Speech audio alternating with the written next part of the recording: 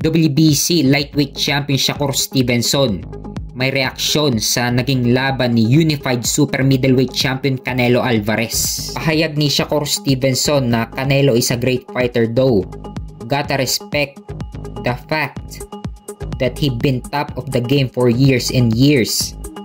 So great fighter daw si Canelo.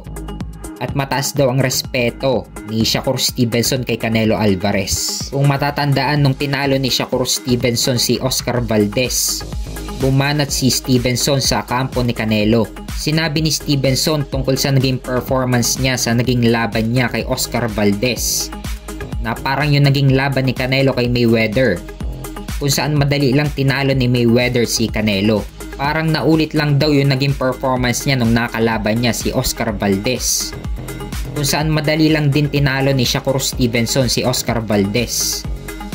Trainer din kasi ni Oscar Valdez si Eddie Reynoso, na trainer at manager ni Canelo. Kumbaga ngayon, nakuha na ni Canelo ang respeto ni Shakur Stevenson.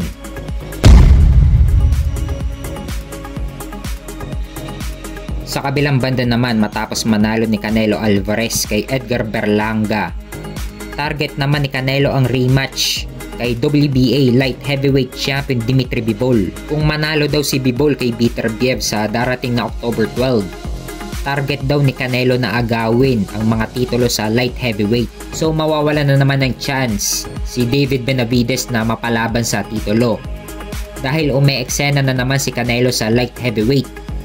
Umalis si David Benavidez sa Super Middleweight dahil hindi pumapalag si Canelo sa kanya. Tapos biglang aakyat si Canelo sa Light Heavyweight upang harangin ang tsansa ni David Benavidez na mapalaban para sa undisputed. Well, kung mapapansin sa Light Heavyweight, nakarank si David Benavidez sa WBC at hawak niya ang interim WBC sa Light Heavyweight.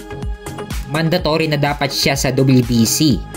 Pero kung aakyat si Canelo, mauunahan na naman niya si David Benavidez na mapalaban sa titulo. Kumbaga, mas priority ng WBC si Canelo kaysa kay David Benavidez. Dahil kung matatandaan sa Super Middleweight, hindi magawang ipag-utos ng WBC na paglabanin si Canelo at David Benavidez. Malamang sa malamang ay si Canelo talaga ang mauuna na mapalaban sa mananalo sa laban ng Arthur Beterbiev versus Dimitri Bivol sa October 12. May chance pa na maunahan ni David Benavidez si Canelo na mapalaban sa mga titulo sa 175 kung ibabakante ni David Benavidez ang interim WBC. At pagkabakante niya ng WBC ay automatic na nakarank agad siya sa ibang sanctioning bodies. At malaki ang chance na ilagay agad siya sa number 1 sa rankings ng WBO, WBA at IBF.